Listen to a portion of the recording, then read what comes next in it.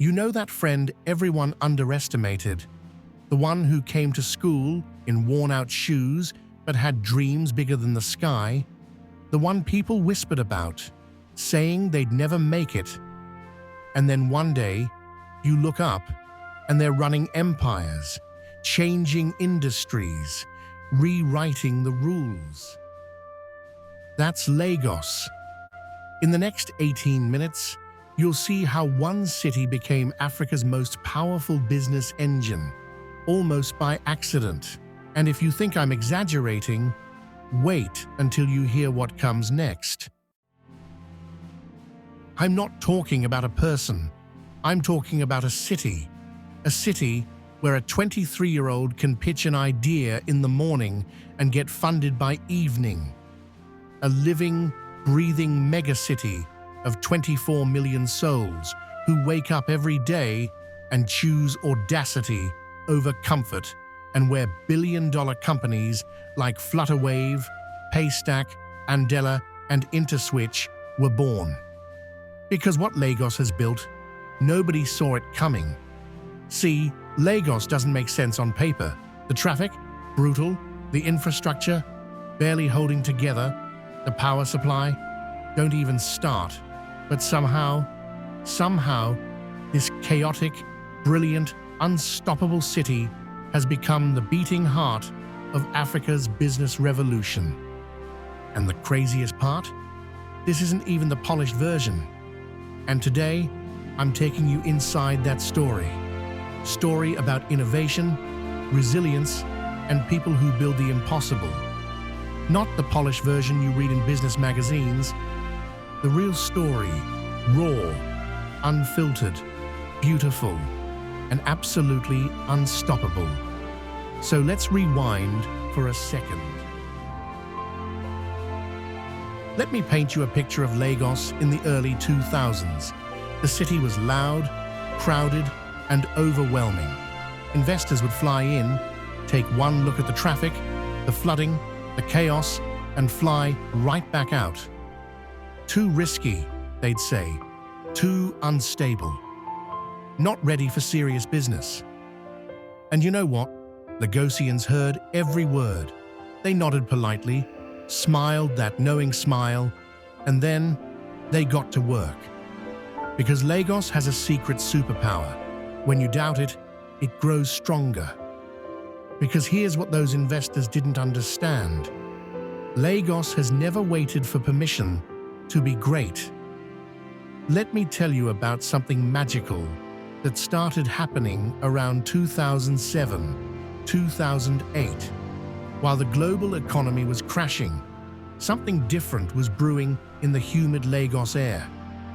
Young Nigerians who studied abroad, Harvard, MIT, Stanford, made a strange choice.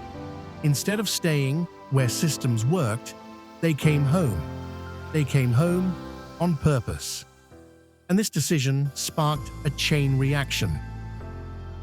These young people saw something others didn't. Africa, Lagos specifically, had millions of problems waiting for solutions. And where there are unsolved problems, there's opportunity. Jason Njoku came back and looked at Nollywood consumption. Pirated DVDs everywhere. He thought, what if there's a Netflix for Nollywood? People laughed. He built iRoko TV anyway. Sim Shagaya looked at how Nigerians were shopping. Everything was cash, face-to-face, exhausting. He built Konga, one of Africa's first major e-commerce platforms. Shola Akinlade and Ezra Olubi were frustrated with how difficult it was to accept payments online in Nigeria. So they built Paystack. And once the first domino fell, the rest followed fast. These weren't people trying to copy Silicon Valley. They were people who understood Lagos, the chaos, the cash economy, the trust issues, the infrastructure gaps, and built solutions specifically for that reality. They were solving Lagos problems with Lagos solutions. This is what I mean by a revolution, not just businesses opening, but a fundamental shift. in how a generation sees itself. By 2010, something incredible was happening. It wasn't just individual success stories. It was becoming an ecosystem. And every revolution needs a home base. Lagos found one in Yaba. Yaba, once an ordinary neighborhood, suddenly the heartbeat of Nigeria's tech revolution. Why Yaba? Because rent was cheap, because it was central enough, but not corporate, because young people with laptops and big dreams could actually afford to gather there. In 2011, CC Hub opened, a space where entrepreneurs worked, learned, collaborated.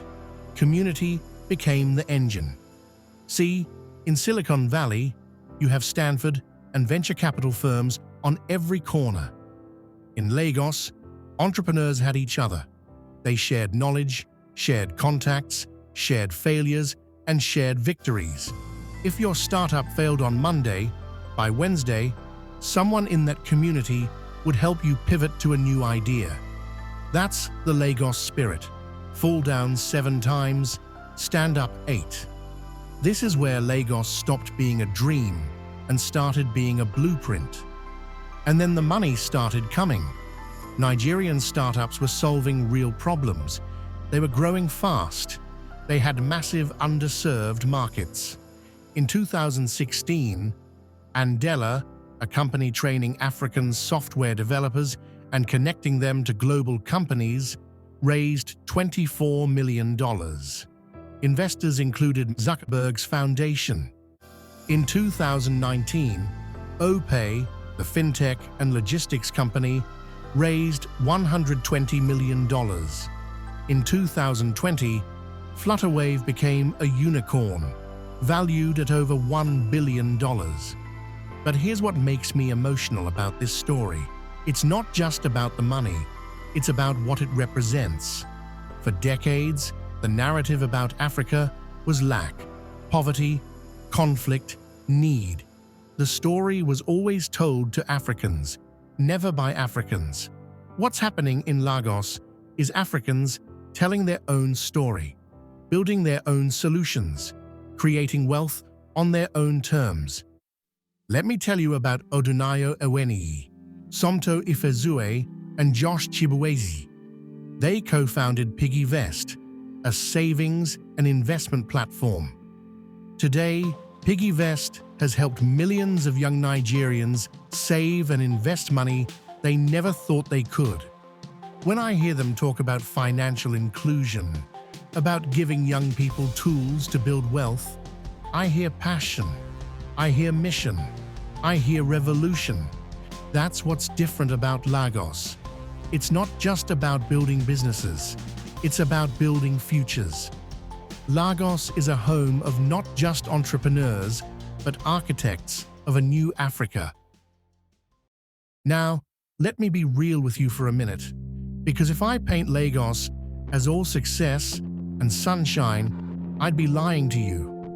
And you deserve better than that. Lagos is hard, like really hard. Imagine trying to run a tech company where the power goes out multiple times a day, where you spend 3 hours in traffic just to get to a meeting across town, where government policies can change overnight and throw your entire business model into question. In 2021, the Nigerian government suddenly banned Twitter, just like that. Millions of young Nigerians who built businesses on social media woke up to find their primary platform gone. In 2023, currency redesign policies created cash shortages that crippled small businesses overnight. These aren't hypothetical challenges.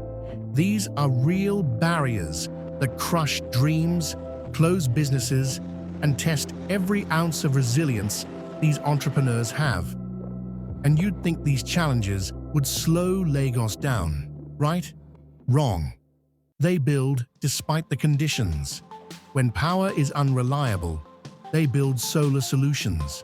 When roads are impassable, they create logistics networks using motorcycle couriers. When banks won't serve the informal economy, they build mobile payment systems. Every obstacle becomes a business opportunity. Every no becomes "watch me." That's not just entrepreneurship, that's defiance. Beautiful, productive, transformative defiance. And it's working.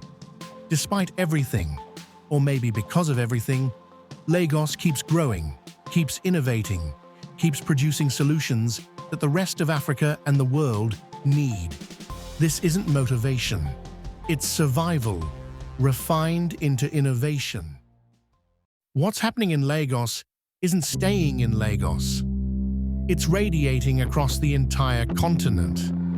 Because once Lagos cracked the code, the rest of Africa paid attention. Kenyan entrepreneurs look at Paystack's success and think, we can do that too. Ghanaian startups see Flutterwave and raise their own funding. South African investors who ignored West Africa are now opening Lagos offices. Lagos proves something that needed to be proven, that African innovation can compete globally, that African entrepreneurs can build billion-dollar companies, that African solutions can scale across borders. And it's not just tech.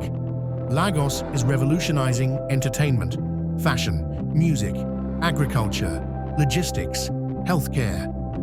Nollywood is already the world's second-largest film industry by volume.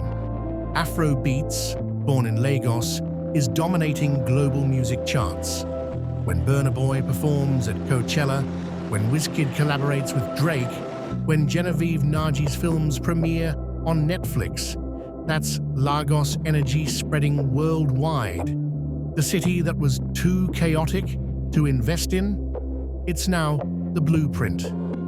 Other African cities are studying the Lagos model. How did they build tech ecosystems without major government support? How did they turn diaspora talent into homegrown innovation? How did they make chaos work for them instead of against them? The world didn't discover Lagos. Lagos forced the world to look. And here's something beautiful. Lagos entrepreneurs are paying it forward. Inoluwa Aboyeji, who co-founded both Andela and Flutterwave, didn't stop at building billion-dollar companies. He launched Future Africa, a venture fund specifically designed to back African founders.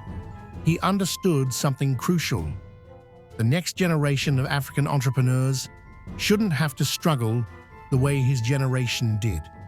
Olugbenga Agboola, CEO of Flutterwave, is processing payments not just for Nigerian businesses, but for companies across 34 African countries.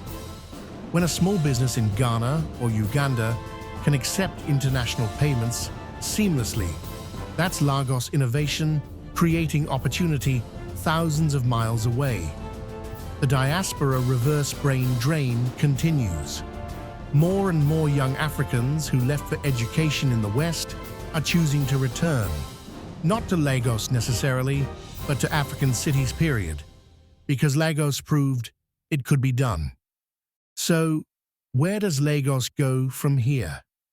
The truth is, the revolution is just getting started. There are 15-year-olds in Lagos right now learning to code. There are university students building apps in their dorm rooms. There are street vendors thinking about how to digitize their businesses. There are young women in Yaba pitching ideas that will change industries. The first wave of Lagos innovation built the foundation. The next wave? It's going to be massive. Let me tell you what's already in motion. Lagos is becoming a hub for fintech innovation that rivals anywhere in the world. Companies like Brass, Mono, and PiggyVest are building financial infrastructure that millions of Africans never had access to before. They're not just creating apps, they're creating financial dignity for people who've been excluded from traditional banking for generations.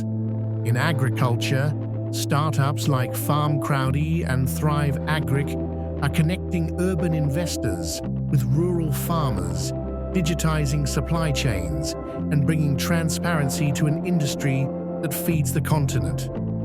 In healthcare, companies like Helium Health and Emphama are digitizing patient records and making medications more affordable and accessible.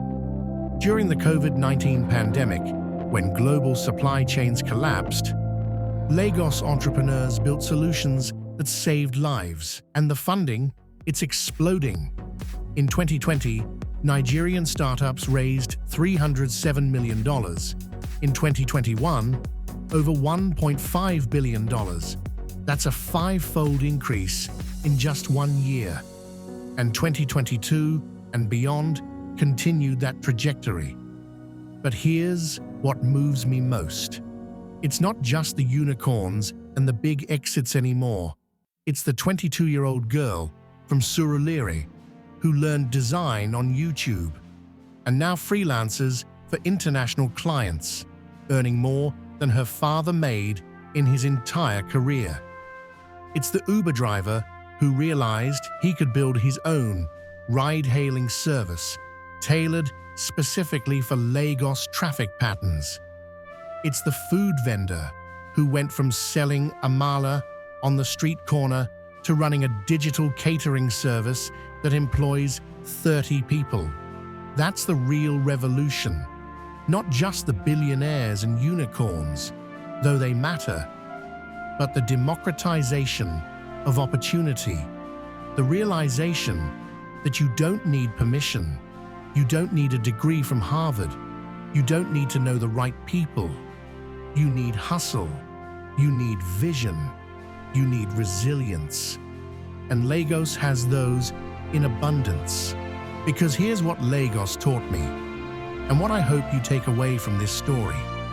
Greatness doesn't wait for perfect conditions. Revolution doesn't ask for permission.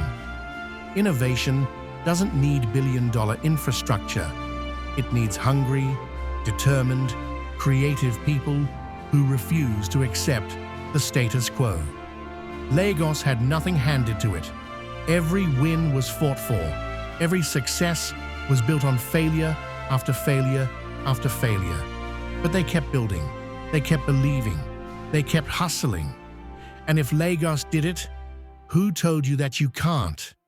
And that's why Lagos isn't just leading Africa's business revolution.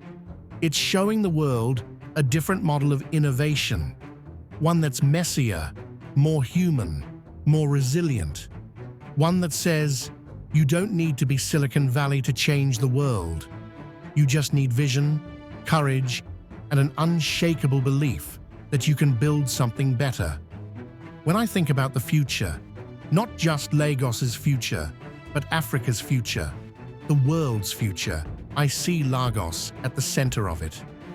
Not because everything will originate there, but because Lagos proved what's possible when you combine talent, hunger, community, and an absolute refusal to accept limitations. That spirit, it's contagious, it's spreading, and it's unstoppable. That's Lagos. That's the revolution. And trust me, this is just the beginning. If this story moved you, hit subscribe, and please feel free to tell me what part of Lagos's story surprised you the most. Share this video with someone sitting on a dream, someone who thinks where they live is too small to matter. Because someone you know needs this story more than you think. This is Africa and Beyond. We're building a community that celebrates African innovation. Next week, we explore another powerful story of innovation and resilience. You don't want to miss it. Keep building, keep dreaming, keep revolutionizing.